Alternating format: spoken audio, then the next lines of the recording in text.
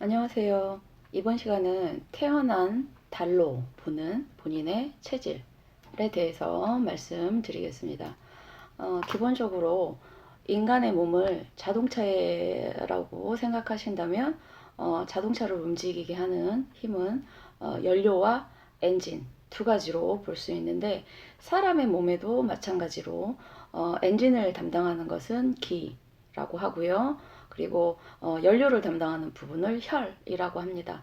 그러니까 쉽게 얘기하면 혈이라는 거는 피를 의미하고 기는 그 피가 돌아서 온몸에 그 산소를 공급하는 그런 역할을 도와주는 걸 기라고 하는데요.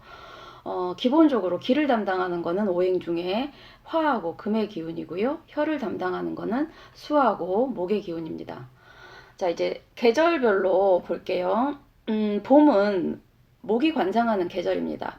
그래서 기본적으로 봄에 태어난 인월과 묘월에 태어나신 분들은 목체질로 봅니다. 진토는 제가 좀 이따 설명을 드릴게요. 진토는 빼놓으시고요. 그 다음에 여름에 사오미 이월에 태어난 분들은 네, 화체질입니다. 그리고 신유 네, 신월과 6월에 태어나신 분들은 금체질입니다. 술토도 좀 이따 빼놓겠습니다. 그리고 해자축 2월에 태어나신 분들은 수체질이세요. 자, 다시 자, 봄에 태어나신 분들은 기본적으로 수에서 목으로 왔기 때문에 수하고 목이 제가 아까 혈을 담당한다고 그랬잖아요. 네. 그래서 봄에 태어나신 분들은 어느 정도 혈 쪽으로는 별 문제가 없는데 기가 부족하신 분들이고 특히 목과 반대되는 금, 네. 봄과 반대되는 계절은 가을이거든요. 그거는 그 기운이 가장 부족하다는 거예요. 본인하고 반대되는. 그래서 뭐 봄에 태어나신 분들에게 부족한 것은 금의 성분이 부족하고 그게 이제 기 부족으로 오는 그게 됩니다. 그리고 여름에 태어나신 분들은 화 체질이기 때문에 뭐가 부족하겠어요? 반대로 수가 부족하시고 그 수라는 건 곧 혈을 의미한다는 건 아시겠죠? 그리고 가을에 태어나신 분들은 금체질입니다. 금체질은 목 기운이 가장 부족한 거죠. 아까 제가 반대로 보라고 말씀드렸어요. 예, 목의 기운인 네, 또 비슷하게 혈 쪽이지만 어쨌든 목 기운이 부족하고요. 그 다음에 네, 해자축 겨울에 태어나신 분들도 마찬가지로 수체질이면서 뭐가 부족하겠어요? 네, 화가 부족합니다. 네, 이 부족한 거를 보통 허라고 해서 뭐 목이나 수, 그러니까는 겨울하고 봄에 태어나신 분들은 기허, 기본적으로 기가 허하시고요. 여름하고 가을에 태어나신 분들은 혈허, 네, 혈액이 부족하다. 이런 식으로 크게 통계적으로 보면 돼요. 자, 진월은 노목 체질이라고 합니다. 봄은 봄인데요. 늙은 나무 체질 쉽게 얘기하면 노목 체질이라고 합니다. 그리고 술월은 노금 체질이라고 합니다. 금 체질이긴 한데 늙었다. 이 얘기는 쉽게 풀면 하나의 본인의 고질적인 만성적인 측면을 얘기하는데 쉽게 얘기하면 진토는 봄에 태어나신 분들은 금이 부족하다고 그랬잖아요. 근데 진월에 태어나신 분들은 고질적으로 금의 부족함을 느끼는 기허에 만성적으로 시달리신다는 의미를 갖고 있고 술월은 만성적인 목의 부족, 네, 혈의 부족을 의미하기도 하고요. 그러니까 진월은 만성적인 기의 부족을 의미하기도 하고 또 금의 부족을 의미하기도 하고 술월은 만성적인 목의 부족 또는 혈의 부족. 사실 저희 딸이 술월에 태어났는데 네, 빈혈이 너무 심해요. 네, 빈혈이라는 거는 혈의 부족을 의미하기 때문에 그래서 유독 사주 자체에서도 그 사람들의 그 대운이나 세운이나 어떤 그 큰 어떤 고비마다 지인토와 술토의 역할이 끼치는 영향력이 상당한데요. 그거는 건강 측면에서도 마찬가지입니다. 그러니 이제 같은 토태가라고 할지라도 진월에 태어난 토태가 분들과 수월에 태어난 토태가 분들의 병적인 어떤 기본적인 원인, 그 병이 나타나는 원인은 서로 다른 거죠. 양방에서는 증상을 보잖아요. 어떤 증상이라는 거는 그 원인은 모르지만 겉으로 튀어나온 어떤 현상, 그거를 보고 병을 진단하거든요. 근데 사실 어떤 사람들이 같은 피부에 같은 증상을 나타나더라도 그 증상 하나를 가지고 같은 약을 복용한다는 건 조금 위험하다는 생각이 드는 게, 그 원인은 여러 가지일 수가 있어요.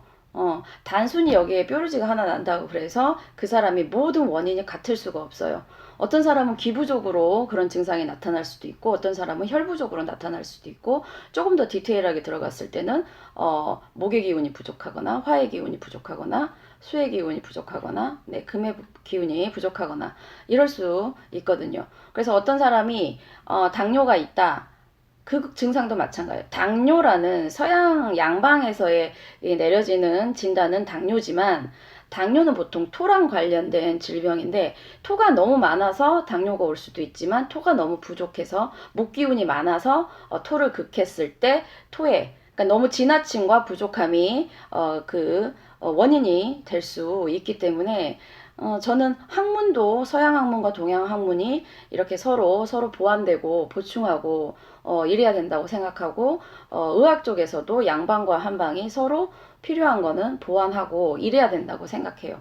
인간이 오행을 다 가지고 있는 사람도 있고 없는 사람도 있고, 그리고 그게 성격적인 측면이나 건강적인 측면이 다 다른데, 양방에서의 시선은 겉으로 드러나는 것, 그리고 이쪽 한방에서나 동양학문 쪽은 그 기저에 있는 거, 그거를 연구하는 어떤 분야가 다르기 때문에 어느 하나만을 가지고 이렇다 저렇다 하기에는 저는 위험하지 않나 생각이 드는 거예요.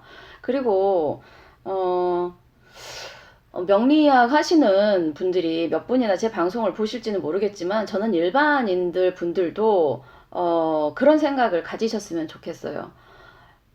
제가 명리학을 공부하지만 저는 명리학만 옳다고 하지 않고요. 다른 학문을 하시는 분들도 그러셨으면 좋겠고요.